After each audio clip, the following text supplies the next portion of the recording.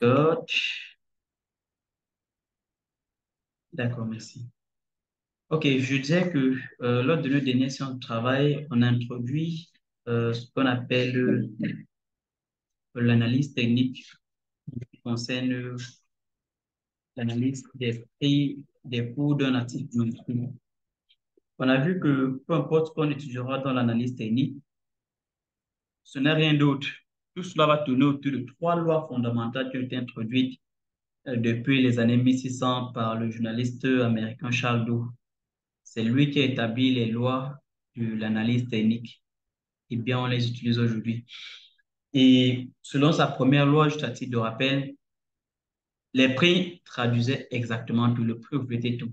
Et donc, à partir du prix en lui-même, à partir de la simple variation des prix, à partir de la manière dont le prix évolue, on pourrait tout simplement interpréter le sentiment des investisseurs vis-à-vis de cet actif financier-là.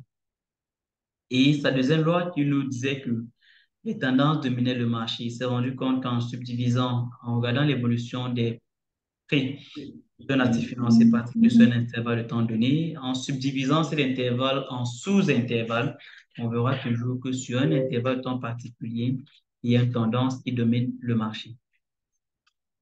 Et autre troisième loi qui était la, la troisième loi de Dow à laquelle obéit l'analyse technique, c'était que l'histoire se répétait sur le marché financier. Donc, face à des situations économiques particulières, le marché se comporte de la même façon. Eh bien, pour la simple raison que les investisseurs, généralement, se comportent en masse dans une certaine direction. Et c'est la raison pour laquelle le poids prend sur une certaine direction. Aujourd'hui, on va continuer avec la deuxième partie de l'analyse technique. C'est la deuxième partie. On a comme ça trois parties exactement sur l'analyse technique en elle-même. Mais sauf qu'aujourd'hui, on va se focaliser sur l'analyse graphique. On va voir ce que c'est des figures graphiques et on va étudier les différentes configurations des chandeliers japonais. Avant de commencer, voyons déjà voir c'est quoi une figure graphique. Là, c'est écrit, c'est défini en anglais, mais comme on fait toujours, on va essayer de travailler en français, mais si tu s'affiche en anglais. C'est le modèle de coût qui a été construit. Le but était de satisfaire le grand nombre de personnes par rapport. OK. Aussi, en regardant les graphiques, tout simplement, on voit que l'analyse graphique est celle-là qui se base sur la formation des différents modèles graphiques pour pouvoir interpréter les prix. Et qu'est-ce qu'on appelle analyse graphique? C'est exactement ces figures graphiques, ces modèles graphiques-là qui apparaissent toujours sur les graphiques de trading et qui peuvent nous donner une idée de la manière dont le prix pourrait se comporter par le futur. Et puisqu'il existe plusieurs modèles graphiques qu'on va étudier, la liste n'est pas exhaustive. On va juste étudier quelques-uns dont nous pouvons étudier aujourd'hui. Et peu importe ce qu'on pourra apprendre plus tard, on peut les diviser exactement en deux grands groupes. Il y a tout simplement des figures qui vont nous indiquer une continuation de la tendance et aussi des figures qui vont nous indiquer des retournements de tendance. Donc voilà en gros sur quoi va porter l'analyse graphique. Et comment est-ce qu'on pourrait s'en servir? Premièrement, l'analyse graphique pourrait nous aider à identifier le meilleur moment pour prendre une position.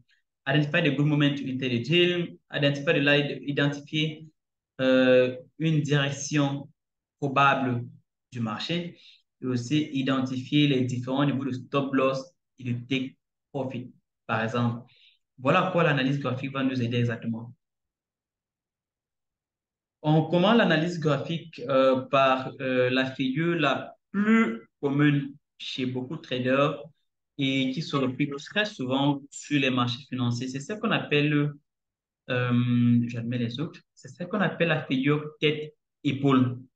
La figure tête-épaule, la figure la plus populaire et qui est toujours utilisée sur les marchés financiers. Et c'est même celle dont, lorsqu'on observe, a le plus grand impact sur le marché financier par rapport à toutes les autres figures graphiques. Dès qu'on identifie déjà la formation d'une figure tête-épaule, c'est-à-dire une fois qu'on a pu identifier la tête, les deux épaules, on est très sûr que le prix va évoluer dans une certaine direction. Et comment l'identifier? C'est la chose la plus compliquée, c'est comment pouvoir identifier une figure tête-épaule. Généralement, beaucoup de personnes voient la première épaule se former, un deuxième sommet qui se forme au-dessus, du coup, on conclut qu'il y a une figure tête-épaule qui se forme. Ce n'est pas toujours ça. Pour pouvoir identifier exactement que voilà une figure tête-épaule qui se forme, qu'est-ce qu'on fait? On identifie d'abord tous les trois points, c'est-à-dire première épaule, la tête et la deuxième épaule.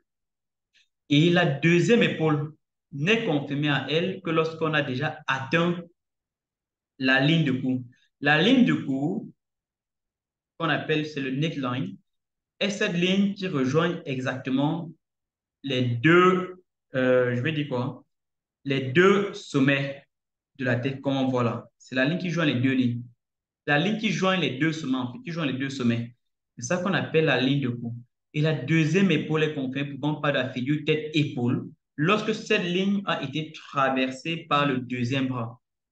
Et une fois que c'est traversé, on peut donc identifier que voilà une figure tête-épaule qui s'est formée et ça indique exactement un retournement de la tendance vers la baisse. C'est ce qu'on peut comprendre ici. Et comment pouvoir entrer en position, parce que ça reste la plus compliqué, comment pouvoir entrer en position lorsqu'on a identifié une telle figure? C'est ce qu'on vient de voir. Et lorsqu'on identifie et qu'on entre en position, le vrai challenge reste maintenant où est-ce qu'on place nos stop loss et où est-ce qu'on place nos take profit.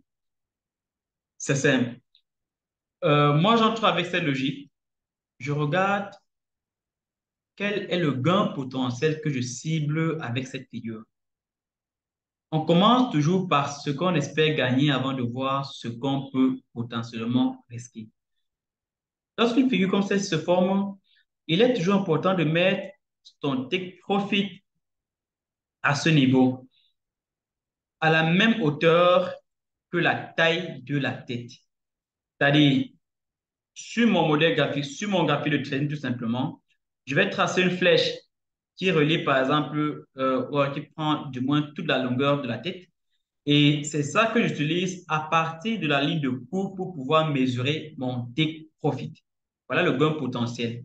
Et l'expérience a montré au trader que chaque fois que cette figure se forme, généralement la deuxième épaule, le bras de la deuxième épaule est au moins égal à la taille de la tête. C'est pour qu'on prend cette longueur H que tout le monde voit.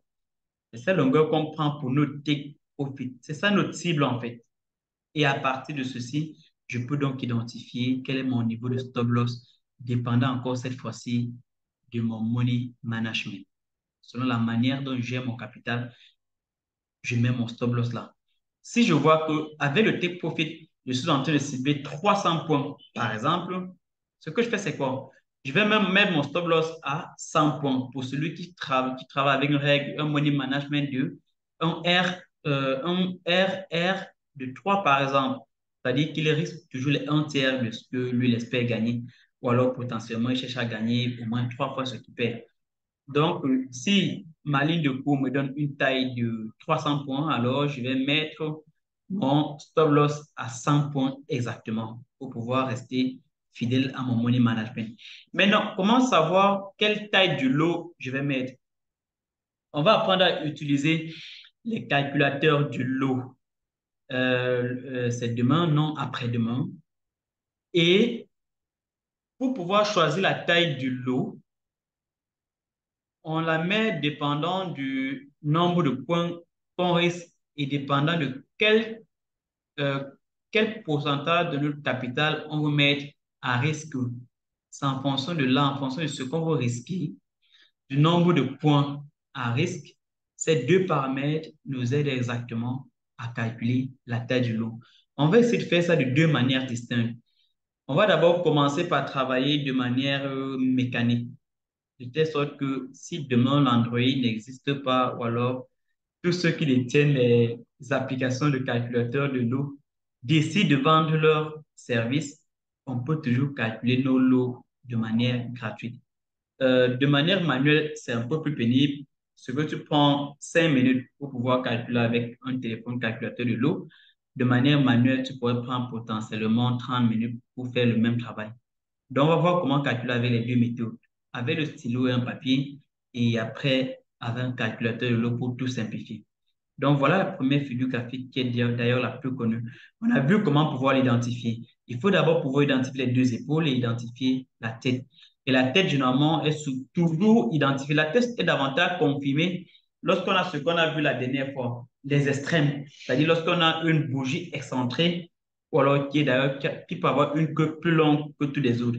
Là, tu peux facilement dire que la tête, elle s'est bien formée. Et là, tu attends la deuxième épaule. Une fois que la deuxième épaule se forme, on attend que la tendance qui est baissière se forme aussi en traversant la ligne de coup. Généralement, certains attendent que ça traverse la ligne de coup et fait ce qu'on appelle un pullback ou alors un retrait. C'est exactement ce que sur le modèle graphique ici qu'on voit, on a attendu.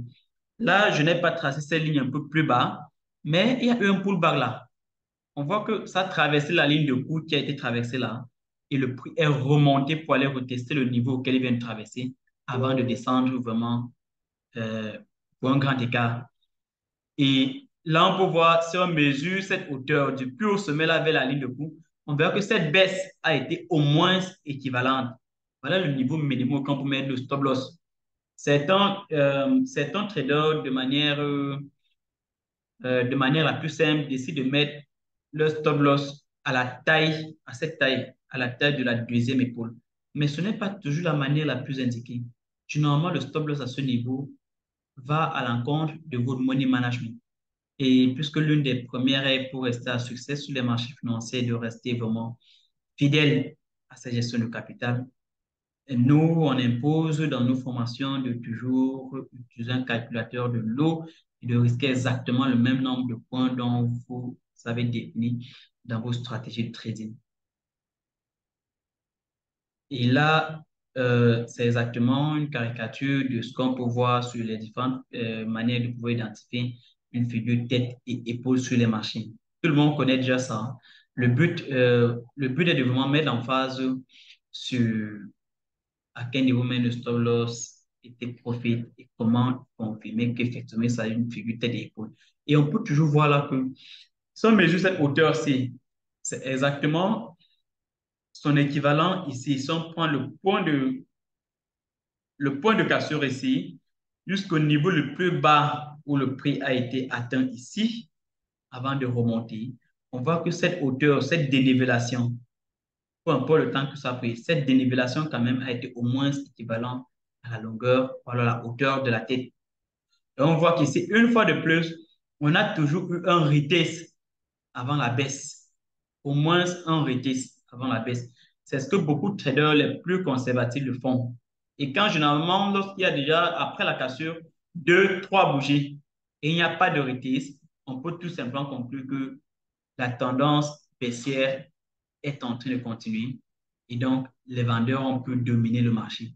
Maintenant, on ne verra pas toujours la figure tête-épaule de la manière la plus classique qui nous intéresse. On pourrait la voir quelquefois de manière renversée. Ce qui nous intéresse, c'est qu'on utilise les mêmes paramètres d'interprétation. Nos take profit, nos stop loss, ils restent le même avec les mêmes paramètres.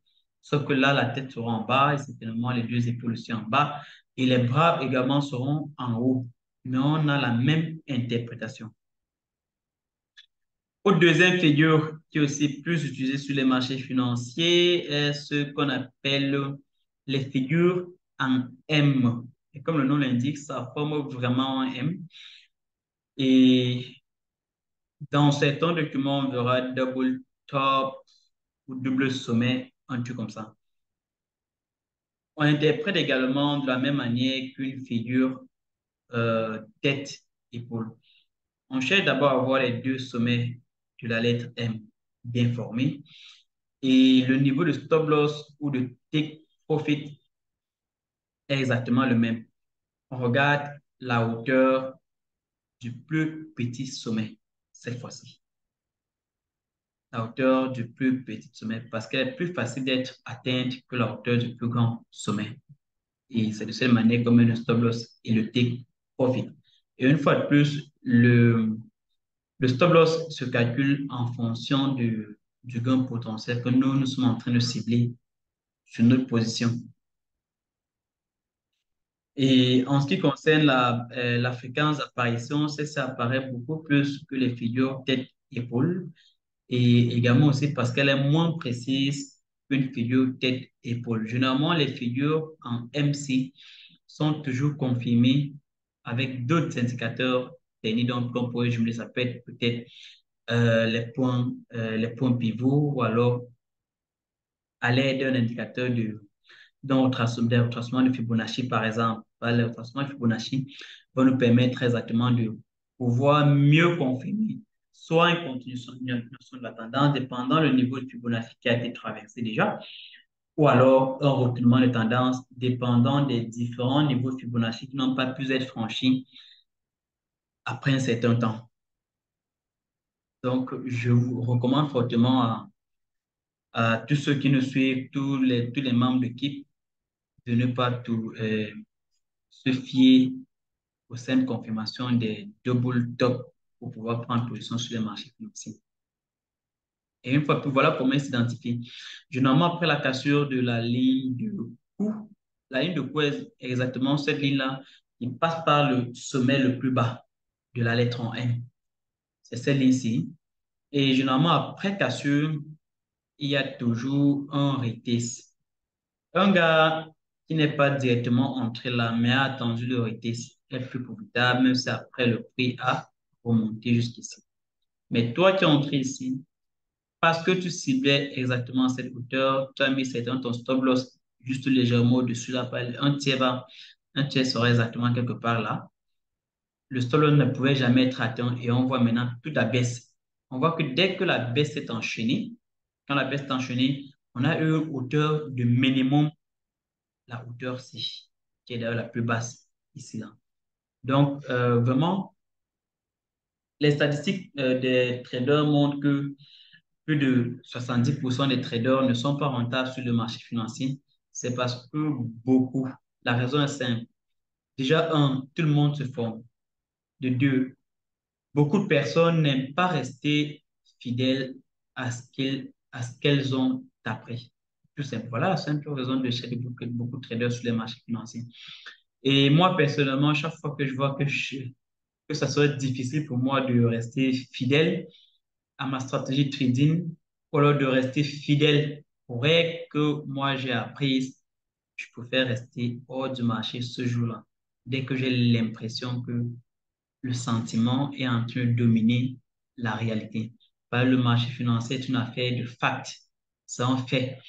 Et peu importe la volonté et tous les plans qu'on aura de faire baisser le marché ne va jamais baisser dans notre direction si ce n'est pas la direction qu'elle devrait prendre.